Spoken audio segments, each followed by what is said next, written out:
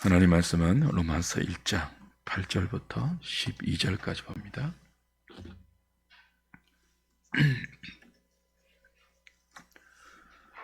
신약 성경 239페이지 로마서 1장 8절부터 12절까지 제가 한 절, 여러분이 한 절 교독합니다. 먼저 내가 예수 그리스도로 말미암아 너희 모든 사람에 관하여 내 하나님께 감사함은 너희 믿음이 온 세상에 전파됨이로다.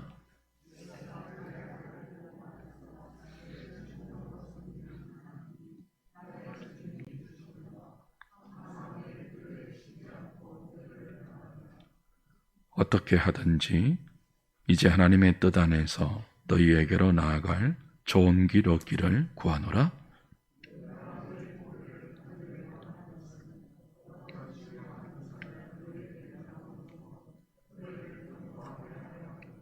(12절) 같이 봅니다. 이는 곧 내가 너희 가운데서 너희와 나의 믿음으로 말미암아 피차 안위함을 얻으려 함이라. 아멘.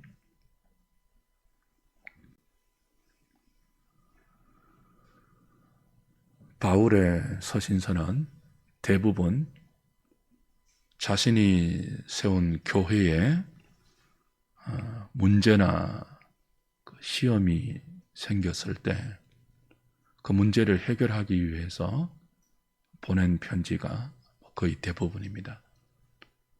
그런데 로마서는 성격이 조금 다릅니다. 로마 교회는 바울이 세운 교회가 아닙니다. 그리고 겉으로 드러난 특별한 문제도 없습니다. 그런데 왜 편지를 써서 보내죠? 바울은 로마 교회를 굉장히 가고 싶어 했습니다. 11절에 내가 너희 보기를 간절히 원한다 했죠. 그리고 13절에도 여러 번 너희에게 가고자 시도했다 그럽니다. 로마서 마지막 부분인 15장 22절 23절에도 내가 여러 번 너희가 보고 싶어서 너희에게 가려고 했다 그래요. 그런데 그때마다 길이 막혔습니다. 여러 가지 이유로 바울은 로마 교회를 간절히 가보기를 원했고 그 교회 지체들을 만나기를 소원했지만 그 뜻이 실현되지를 않았어요. 이런 이유로 길이 막히고 저런 이유로 가지 못했습니다. 로마서는 그렇게 가고 싶어 했지만 가지 못했던 바울, 언제 갈지 알지 못하며 길이 언제 열릴지 모르는 상황에서 먼저 편지로 자신이 로마 교회로 가고자 하는 이유를 간략하게 써서 보낸 서신입니다. 그 로마서 전체에는 바울이 직접 로마 교회로 가서 하고 싶었던 이야기, 나누고 싶었던 이야기가 압축적으로 요약되어 있고 그걸 또 한 단어로 압축하면 복음이다 그렇게 말할 수 있죠. 바울이 왜 그렇게 로마 교회를 가고 싶어 했을까요? 11절, 12절에 그 구체적인 이유를 밝히고 있지만 그 전에 바울은 먼저 로마 교회를 향한 자신의 감사부터 소개합니다. 8절에 바울은 로마 교회의 믿음이 온 세상에 전파됨을 인하여 감사하고 있습니다. 여기 온 세상은 지금의 온 세상이 아니라 당시의 온 세상을 의미했던 로마 제국을 의미해요. 로마 교회의 믿음이 로마 제국 전체에 퍼져 나갔죠. 바울은 그 사실을 인하여 감사하고 있습니다. 당시 세상의 중심이 로마입니다. 그러나 그 세상의 중심인 로마에는 온갖 우상들이 세워져 있고 로마에 사는 사람들은 그 우상을 섬기면서 살고 있었습니다. 그런 로마에 그리스도의 몸인 교회가 세워졌습니다. 그 교회 안에 복음으로 부름받은 사람들이 믿음으로 살아가고 있습니다. 그 일을 누가 했겠습니까? 온갖 우상을 섬기는, 그러나 세상의 중심이었던 그 로마에 누가 그리스도의 몸을 세웠죠? 바울이 세우지 않았습니다. 누가 그 중에 우상을 섬기던 영혼들을 불러서 하나님의 백성으로 삼았으며 믿음으로 순종하는 삶을 살도록 이끌고 있습니까? 예수 그리스도입니다. 그리스도를 핍박했던 바울을 예수님이 불렀잖아요. 하나님을 잘못 섬기고 있던 바울을 그리스도가 불러서 참되고 살아계신 하나님을 예수로 말미암아 바르게 섬기고 했잖아요. 그렇게 바울 자신에게 역사했던 그리스도의 복음이 세상의 중심인 로마에서도 우상을 섬기면서 살아가던 그 로마인들에게도 동일하게 생명의 은총으로 역사하여 그리스도의 교회를 만들고 그 교회를 통하여 믿어 순종케 하는 인생을 만들어가고 있는 그 하나님의 역사의 소식을 듣고 바울은 하나님께 감사하죠. 더 정확히 말하면 예수 그리스도로 말미암아 하나님께 감사하고 있습니다.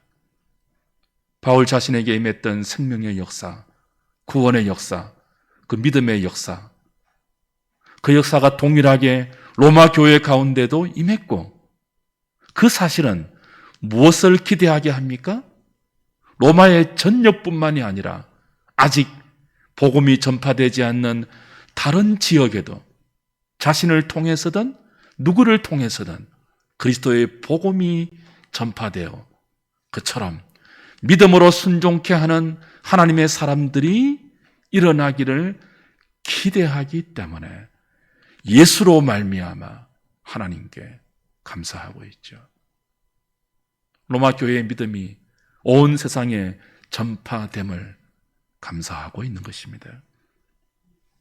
이어서 바울은 로마 교회를 향한 자신의 기도에 항상 너희들을 기억하고 있으며 어떻게 하든지 내가 하나님의 뜻 안에서 너희에게 갈 수 있는 좋은 길이 열리기를 구하고 있다고 자신의 마음을 밝힙니다. 그의 기도, 그리고 그 기도에 담긴 로마 교회를 향한 바울의 마음이 얼마나 간절한 마음인지를 하나님이 내 증인이다라고 하나님을 증인으로 세우면서 확인해요. 내가 그의 아들의 복음 안에서 내 심령으로 섬기는 하나님이 나의 증인이다 그러죠. 우리 산상수훈할 때 배웠잖아요.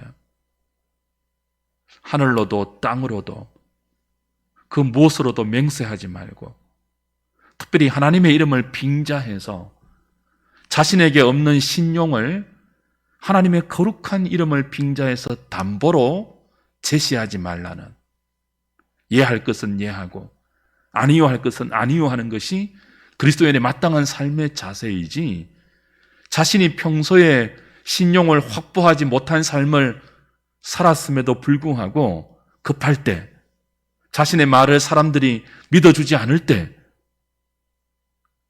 부모의 이름이나 하나님의 이름을 빙자해서 맹세하지 말라고 했지 않습니까? 그런데 지금 바울은 자신의 기도가 진실한 기도이고 그 기도에 담긴 로마 교회를 향한 자신의 마음이 참된 마음임을 하나님을 증인으로 내세우면서 담보하고 있단 말이에요. 무슨 뜻일까요? 그리스도의 말씀과 대조되는 말씀입니까? 그렇지 않습니다. 내가 내 심령으로 섬기는 하나님이 나의 증인이다 하는 이 말은 물론 가는 곳곳마다 바울의 사도권이 의심을 받고 자신의 말을 믿어주지 않는 많은 사람이 있어서이기도 하지만 더 중요한 본래의 의미는 바울의 일상이 하나님 앞에서의 삶이다, 그런 뜻이에요. 내가 심령으로 섬기는, 영으로 섬기는, 외모로 섬기지 않고 육적으로 섬기지 않고 영으로 섬기는 하나님이 내 정인이다 하는 이 말은 어디서 무엇을 하든지 누구를 만나든지 내 입에서 무슨 말을 하든지 무슨 기도를 하든지 하나님 앞에서 한다는 뜻이에요. 그저 사람들의 눈치나 사람들의 평가나 자신의 이익과 분리를 따져서 그때그때 하는 말이 다르고 그때그때 이익이 되는 쪽으로 자신의 행동을 선택하는 그런 삶이 아니라 언제 어디서 누구와 있든지 무슨 말을 하든지 바울은 내가 심령으로 섬기는 하나님이 정인이라는 태도로 그런 의식으로 하나님 앞에서 말하고 기도하고 행동하고 살았다는 뜻이에요. 주 안에서 사랑하는 여러분, 우리도 그러해야 하지 않겠습니까? 언제 어디서 무엇을 하든지 하나님을 의식하는 태도 말이에요. 하나님이 내 정인이다 하는 그 신전의식 말이에요. 사람들의 눈치를 살피면서 혹은 자신의 이익과 분리를 따지면서 그때그때 표리부동하는 인생이 아니라 어미하신 하나님, 살아계신 하나님, 내가 심령으로 섬기는 피할 수 없는 그 하나님, 내가 목숨을 다해 사랑하는 그 사랑의 하나님 앞에서 나의 은사와 나의 선택과 나의 생각과 나의 기도가 토로될 수 있는 코람데오의 의식을 가지고 하나님 앞에서 살아가는 바울처럼 저와 여러분도 그렇게 하나님이 내 정인입니다. 다른 사람 몰라도 하나님이 내 정인입니다. 그렇게 살아갈 수 있기를 주님의 이름으로 축복합니다. 다시 처음으로 돌아가서 바울이 왜 그렇게 로마 교회를 가고 싶어 했을까요? 왜 그렇게 로마 교회 교인들을 만나고 싶어 했을까요? 11절, 12절 같이 봅니다. 내가 너희 보기를 간절히 원하는 것은 어떤 신령한 은사를 너희에게 나누어 주어 너희를 경고하게 하려 함이니 이는 곧 내가 너희 가운데서 너희와 나의 믿음으로 말미암아 피차 안위함을 얻으려 함이라. 갈뱅은 바울이 그렇게 로마 교회를 가고 싶어 했던 이유를 그들과의 순수한 만남 자체라고 해석했습니다. 그들과 대면하는, 그들과 만나는 만남 자체를 바울이 갈망했다는 거예요. 일리가 있습니다. 복음은 하나님의 사람에 대한 그리움을 일으키지 않습니까?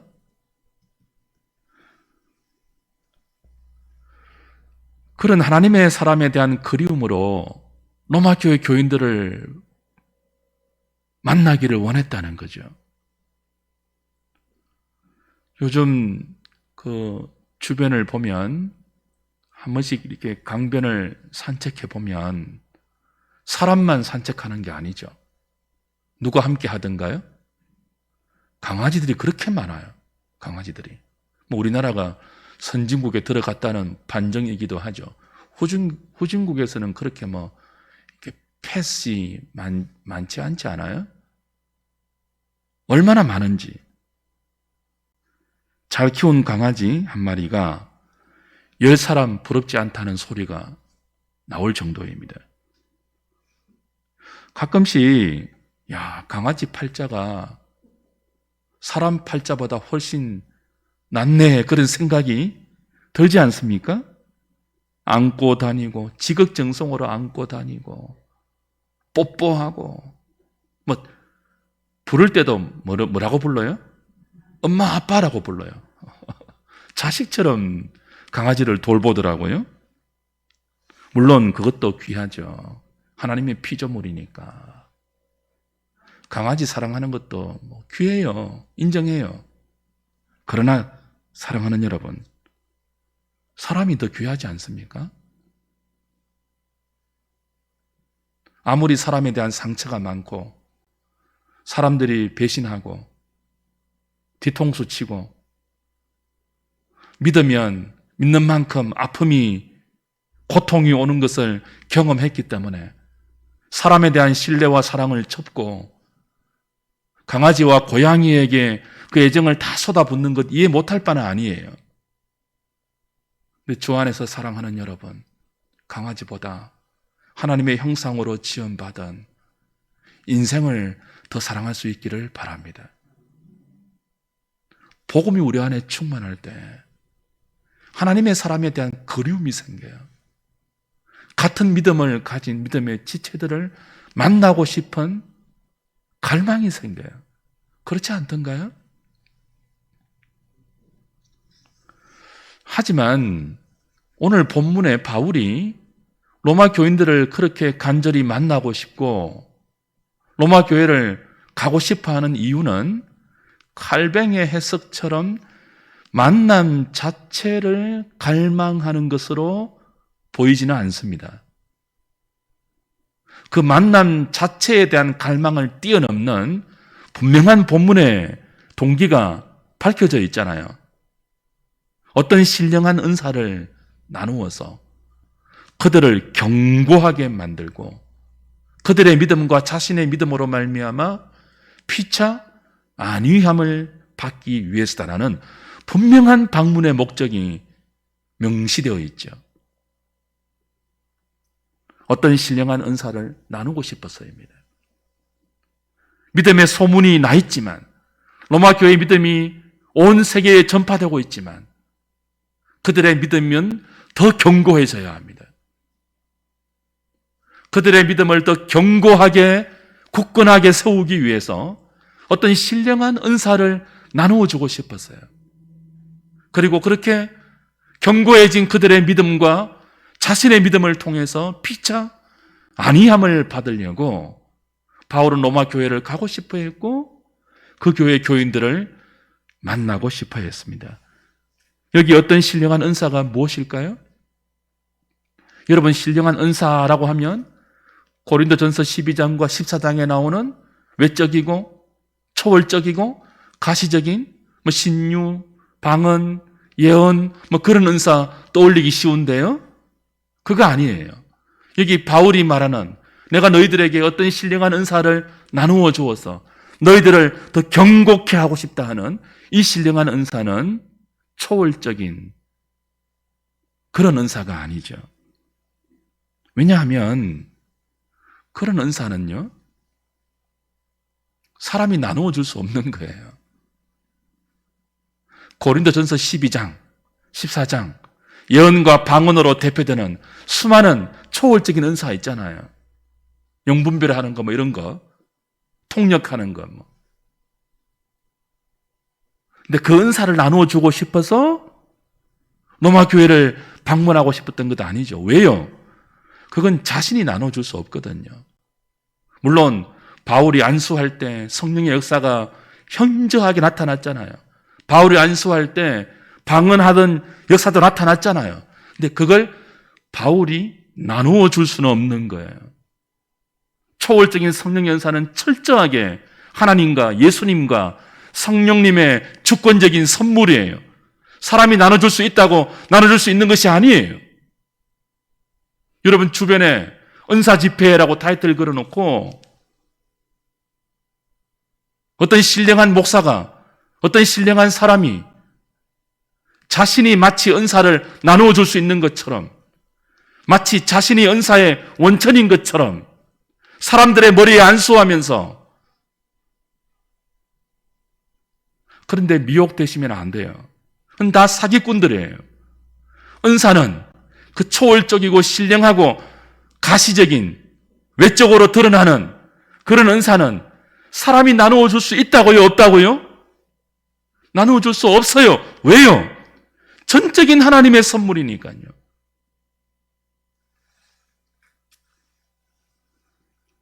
자신의 은사를 나누어 줄 수 있다고 말하는 사람은 다 사기꾼들입니다.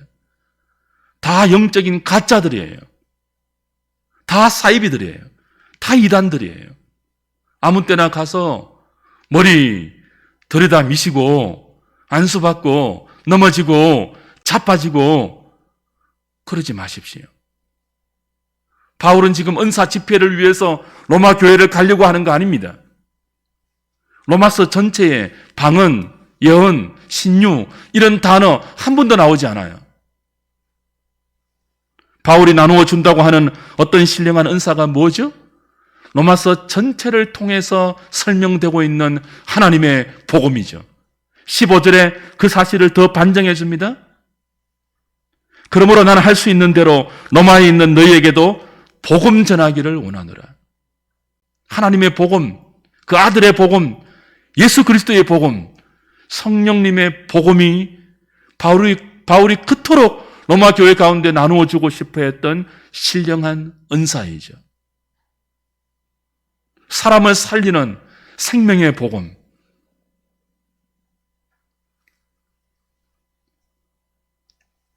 이 복음은 언제나 어디서나 누구에게라도 나누어져야 할 신령한 은사입니다. 복음은 우리에게 맡겨졌습니다. 초월적인 은사는 하나님의 주권적인 선물이지만 신령한 복음의 은사는 교회에게, 저와 여러분에게 맡겨져 있죠. 우리를 통해서 하나님은 그리스도의 복음을 전하기를 원하십니다. 복음이 나누어질 때 우리의 믿음이 성장합니다. 복음을 나누고 그 복음 속에 담겨있는 교리를 가르치고 배우고 전할 때 우리의 믿음은 견고하게 세워지고 그 믿음 속에서 역사하시는 하나님의 생명의 비밀을 맛보게 되죠. 성도의 교제는 언제나 이 복음의 은혜를 서로 나누는 교제가 되어야 합니다. 그냥 부담 없이 차 마시고 밥 먹는 교제도 좋죠. 그러나 그런 만남으로는 믿음이 견고해지지 않습니다. 아무리 좋은 차를 많이 마셔도, 아무리 좋은 사람과 맛있는 밥을 많이 먹어도 그런 만남으로는 믿음이 세워지지 않는다고요. 믿음이 견고해지지 않는다고요. 믿음은 들음에서 나요. 들음은 그리스도의 말씀으로 말미암죠. 언제 우리의 믿음이 견고하게 세워지죠? 말씀이 나누어질 때예요. 복음이 피차간에 나누어질 때예요. 그 복음 속에 하나님의 말씀이 우리 영혼을 가르칠 때예요. 성도의 만남은 밥과 커피의 만남을 뛰어넘는 복음의 나눔이 있어야 합니다. 말씀이 나누어질 때, 복음이 나누어질 때 우리의 믿음이 견고해지기 때문이죠. 왜 믿음이 자라지 않습니까? 왜 우리의 믿음이 견고하게 세워지지 않을까요? 복음을 나누는 일이 없어서 그래요. 교회가 든든하고 견고하게 세워지려면 어떻게 하든지 복음을 서로 나누어야 합니다. 말씀을 붙들고 서로 기도하는 기도의 교제가 있어야 합니다. 은과 금이 교회를 든든하게 세우지 않습니다. 흥미로운 프로그램이나 세련된 교회 문화가 교회를 견고하게 하지 않습니다. 교회는 오직 복음의 은혜로만 세워지고 말씀이 나누어질 때만, 말씀이 우리의 삶에 믿어 순종하는 역사로 나타날 때만 견고하게 세워집니다. 그런 동료 아시죠? 깊은 산속 옹달샘 누가 와서 먹나요? 새벽에 토끼가 눈 비비고 일어나 세수하러 왔다가 뭐요? 물만 먹고 가지요. 세수하러 왔다가 세수는 하지 않고 물만 먹고 간 토끼처럼 우리의 만남이 복음의 나눔이 없고 밥만 먹고 커피만 마시고 수다 떨고 남 험담만 하다가 헤어지는 그런 만남으로 끝나지 않기를 바랍니다. 그런 교회는 약해요. 그런 교회는 한 방에 무너질 수 있어요. 서로 밥 먹고 서로 수다 떨고 서로 남 험담하고 그렇게 잘 만나는 사람들도요, 한 번에 무너질 수 있다고요. 제발 그런 만남 하지 마세요. 만나서 뒷담화하고 만나서 험담하고 돌아오면 허무하고 그 만남 말고요. 만나서 차 한 잔을 놓고 만나서 식탁에 교제를 하면서 말씀을 통해서 받았던 은혜, 그 말씀을 통해서 나에게 역사하시는 하나님의 사랑, 복음을 나누는 교제가 있을 때 여러분의 영혼이 살아납니다. 든든해져요. 믿음이 견고하게 세워지죠. 예수 그리스도의 복음과 그 복음의 은혜가 잘 나누어져서 믿음이 더 견고해지는 우리 한우리 식구들 되시기를 주님의 이름으로 축복합니다. 왜 그렇게 해야 되죠? 그래야만 우리가 피차에 안위함을 받을 수 있기 때문이에요. 목회자와 성도와 성도가 언제 피차 위로를 받을 수 있습니까? 다시 말씀드리지만 복음의 나눔이에요. 믿음의 권면이 있고 믿음에 따른 사랑의 행동이 있는 것을 보고 들을 때 우리는 피차 격려받고 용기를 얻고 위로받으며 힘을 얻게 되죠. 이런 위로, 복음을 나눌 때 성령이 피차간에 우리를 위로하는 이런 위로 얼마나 필요합니까? 피상적인 위로, 속으로는 시기심을 가득 담고 있지만 겉으로 서로 사랑하는 척하는 이 피상적인 얄팍한 인간의 위로로 가득한 이 시대 속에서 복음이 우리의 심령을 해치고 들어와서 무장해제시키면서 그 복음 앞에 서로를 다 노출하면서 말씀 안으로 하나 되는 성령의 코이노니아, 성령의 교통, 피차간에 하나님의 말씀으로 위로받고 격려받고 힘을 얻고 세워지는, 그래, 다시 믿음으로 살아야지, 저 형제처럼 저 지체처럼 나도 저렇게 살 때 하나님의 은혜를 맛볼 수 있겠지. 그 위로가, 그 진실된 성령의 위로가 얼마나 필요한 시대입니까? 믿음의 우정, 믿음의 교제, 천국 가는 한 순례자의 나그네 길의 용기를 함께 주고받는 이 참된 말씀의 위로, 우리에게 너무나 필요한 시대입니다. 복음을 나눌 때 이 위로가 피차간에 하늘로부터 허락됩니다. 바울이 피차 아니함을 얻으려 한다고 했는데요, 여기 아니라는 단어는 신약 성경 전체에 이 로마서 11장 12절에만, 로마서 1장 12절에만 나오는 아주 독특한 단어예요. 앞에 피차라는 단어가 있는데 위로라는 단어에 또 함께 쏨이라는 접두어를 붙여서 함께 위로받는다, 함께 격려받는다. 그 아니라는 단어를 바울이 직접 만들어낸 거죠. 복음을 나눌 때 함께 위로받고 함께 격려하며 함께 기뻐하고 함께 아파하는 연동이 일어난다는 뜻이에요. 말씀의 은혜를 나누고 복음의 은혜를 나눌 때 우리는 그리스도의 한 몸이 됩니다. 아니, 한 몸이고 한 지체됨을 확인받습니다. 연동이 일어나요. 몸은 떨어져 있는데 그 마음에 연동이 일어나요. 안위, 함께 위로받고, 함께 격려받고, 함께 아파하는 이 마음의 이 주고받는 연동, 복음을 나눌 때 하나님이 허락하시는 귀한 선물이죠. 주 안에 사랑하는 여러분, 바울은 신령한 은사인 복음을 나누어서 피차 간의 믿음을 견고하게 하고 피차 위로받기를 원하고 있습니다. 바울이 얼마나 위대한 하나님의 사도입니까? 근데 그도 뭐가 필요했다고요? 위로가 필요했다고요. 위로를 주는 사람만이 아니죠. 그도 위로가 필요했습니다.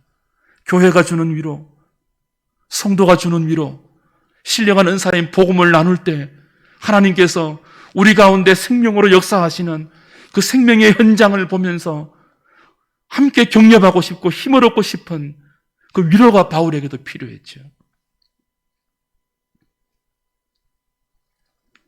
사도도 위로가 필요했습니다. 우리도 위로가 필요하지만 여러분, 교회 안에 목회자 위로 필요합니다. 모든 성도 위로 필요합니다. 우린 피차 간의 격려가 필요한 존재들이에요. 우린 그렇게 강하지 않지 않습니까? 댓글 하나에 연예인들이 자살한다고 했는데 우린요, 겉으로 강한 척 보여도 작은 말 한마디 때문에 상처받고 아파하고 잠 못 드는 그런 연약한 질그릇이잖아요. 함께 무엇이 필요하죠? 위로함이 필요해요. 함께 격려하는 것이 필요해요. 천국의 순례길을 순례하는 동일한 나그네가 서로 격려하고 축복하는 거 얼마나 필요합니까? 왜 험담하십니까? 왜 미워하십니까? 왜 시기하고 질투하십니까? 함께 복음을 나누면서 주 안에서 마음이 연동되고 함께 아파하고 함께 위로하고 함께 사랑해도 시간이 모자란데 피차에 안위 받고 싶은 사도의 마음을 보십시오. 난 괜찮아. 난 너희들의 위로 필요 없어. 그거 꿋꿋한 거 아니에요. 우리 그렇게 강하지 않습니다. 하나님께서 주의 몸된 교회를 통해서 서로 위로하라고 말씀하고 있습니다. 언제 서로 위로가 된다고요? 말씀을 나눌 때입니다. 복음을 나눌 때입니다.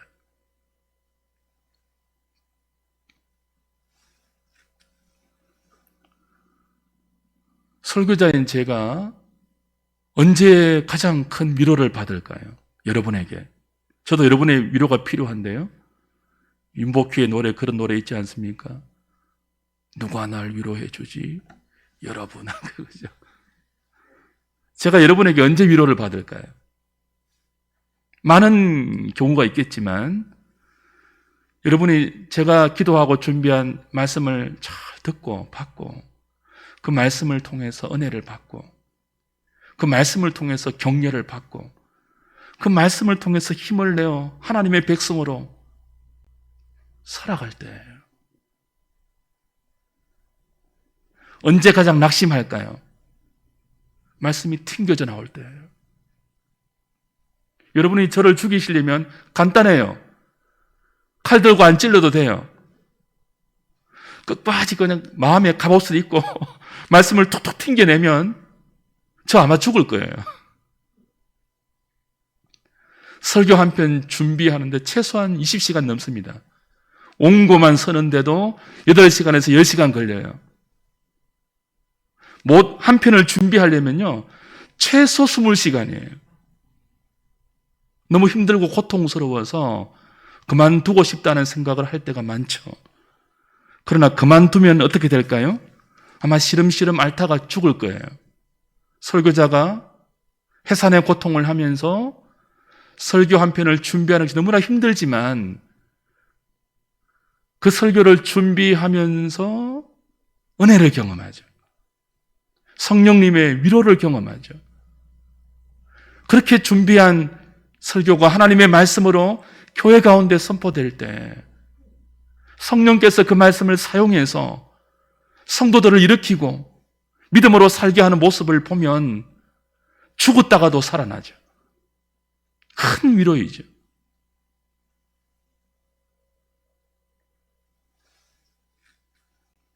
복음의 나눔을 통해서, 말씀의 나눔을 통해서 여러분도 위로받으시고 저도 여러분을 통해서 위로받으며 같은 천국 순례자의 길을 한 마음으로 연동되어서 서로 격려하고 축복하고 사랑하면서 믿음의 순례길을 잘 달려가는 저와 여러분 될 수 있기를 바랍니다. 마지막으로 바울은 아무리 좋은 동기와 목적이라도 하나님의 뜻이 있고 하나님의 허락하심이 있어야 된다고 말하고 있죠. 10절을 다시 보겠습니다. 어떻게 하든지 이제 하나님의 뜻 안에서 너희에게로 나아갈 좋은 길 얻기를 구하노라. 바울이 그토록 로마 교회에 가고 싶어 했고 어떻게 하든지 너희에게 나아갈 수 있는 좋은 길을 내가 구한다 라고 기도하는데 거기 단서가 붙어 있죠. 어떤 단서예요? 하나님의 뜻 안에서 너희에게 나아갈 좋은 길 얻기를 기도한다 그랬어요. 하나님의 뜻 안에서. 로마 교회를 향한 바울의 마음이 아무리 간절하고 그 가고 싶은 동기가 아무리 순수해도 아직 하나님께서 길을 열어주지 않고 있잖아요. 여러분은 가고자 했는데 막혔잖아요. 간절히 원했지만 가지 못했잖아요. 그러므로 바울은 자신의 그 간절한 마음이, 그 순수하고 좋은 동기가 하나님이 주신 마음인지 아니면 자신의 소욕인지 아직 분명한 확신이 들지 않았습니다. 그래서 바울은 하나님의 뜻 안에서 너희에게 나아갈 좋은 길 얻기를 계속 기도하고 있다고 밝힙니다. 많은 사람이 자신의 욕망을 하나님의 뜻이라고 밀어붙이죠. 그러나 바울은 하나님의 뜻을 빙자해서 자신의 야망을 밀어붙이지 않고 있습니다. 오히려 하나님의 경륜과 섭리 안에서 자신의 마음이 확인되기를 기도로 기다리고 있습니다. 자신의 소원을 현실로 이루기 위해서 급급하지 않습니다. 길이 막히고 열리지 않아도 불평하고 원망하지 않습니다. 하나님의 뜻 안에서 너희에게 나아갈 좋은 길이 열리기를 기다리고 있다고 합니다. 기도 중에. 기도하면서 하나님의 뜻을 기다리는, 자신의 소원과 뜻을 하나님의 뜻에 굴복시키고 있는 바울이죠. 세상의 눈으로 볼 때 이런 사람은 참 어리석어 보여요. 확신이 없는 것처럼, 줏대가 없는 것처럼 보여요. 우유부단한 사람처럼 보일 수도 있죠. 한없이 기다리니까요. 그러나 하나님의 눈에서 하나님의 뜻을 구하면서 하나님이 길을 열어주실 때까지 무한정 기다리는, 마음에 선한 하나님의 확신이 올 때까지는, 주변의 상황이 하나님이 열어주시는 길이 열릴 때까지는 이 사람 만나고 저 사람 동원하고 저 수단과 방법 다 동원해서 자신의 소원을 하나님의 뜻으로 밀어붙이면서 강행하지 않고 천천히, 그리고 순적하게 기다리고 있습니다. 하나님 앞에 이런 사람이 지혜로운 사람이에요. 사람들은 답답해 보일지 모르지만 하나님께는 이런 사람이 귀합니다. 주님 보실 때에 가장 좋은 방법으로, 가장 좋은 때에 인도해 주십시오. 내 뜻대로 마시고 아버지 뜻대로 되기를 원합니다. 그렇게 기도하면서 기다리던 사람이 하나님의 시간에 하나님의 뜻 안에서 나의 생각과 다르게 하나님의 놀라운 방식으로 그 일이 이루어질 때 얼마나 놀랍겠습니까? 주의 뜻을 구하면서 기도하면서 기다리는데 그 안에 자신의 소원이 있잖아요. 계획도 있잖아요. 내가 로마 교회로 갔다가 스페인으로 가겠다. 계획이 있거든요. 간절한 소원을 가졌거든요. 근데 길이 막혔잖아요. 여러분은 가려고 했는데 못 갔잖아요. 주의 뜻 안에서 기다리면서 기도하고 있잖아요. 기도하는 중에 편지를 쓰거든요. 고린도에서. 그 마음을 그들에게 밝히는 거예요. 근데 바울에게 있던 이 로마 교회를 향한 마음이, 그 소원이, 그 진심이 어떻게 성취되었습니까? 우리 사도행전 보면 알잖아요. 아름답게 성취되지 않았습니다. 순적하게 성취되지 않았습니다. 로마 황제의 제수의 신분으로 그렇게 로마에 당도했지 않습니까? 그러나 그 옥에 갇혀서 바울은 귀중한 옥중 서신을 만들어내죠. 에베소서, 빌립보서, 골로새서. 교회를 향한 하나님의 신령한 계획을, 그리스도 안에서 우주를 통일시키는 교회론을 그 로마 옥중에서 서잖아요. 모든 사람이 사랑하는 이 기쁨의 서신 빌립보스를 옥중에서 서잖아요. 자신의 계획과 다르죠. 자신의 소원과 달랐죠. 그러나 그가 기도했던 대로 하나님의 뜻 안에서 내가 너희에게 나아갈 좋은 길을 얻기를 원한다는 그 기도대로 시간과 때도 달랐지만 방식도 달랐지만 죄인의 신분으로 로마에 압송되어서 감옥에 갇혔을 때 그는 놀랍고 놀랐습니다. 그리고 감옥 안에서도 주 안에 있는 기쁨을 억누르지 못해서 내가 기뻐하노니, 다시 말하노니 기뻐하노니 기쁨의 서신을 터뜨리고 감옥 안에서 하늘의 신령한 은총을 맛보고 그 예정의 신비를 담아서 에베소서를 탄생시키지 않습니까? 놀랍지 않습니까? 하나님의 뜻에 복종하면서 내 뜻을 내려놓고 기다리는데 어느 날 전혀 내가 상상하지 못했던 길이 열리면서 하나님의 뜻이 펼쳐질 때 기다렸던 만큼 가슴 벅차지 않겠습니까? 그리스도인의 삶은 그런 기다림의 로맨스입니다.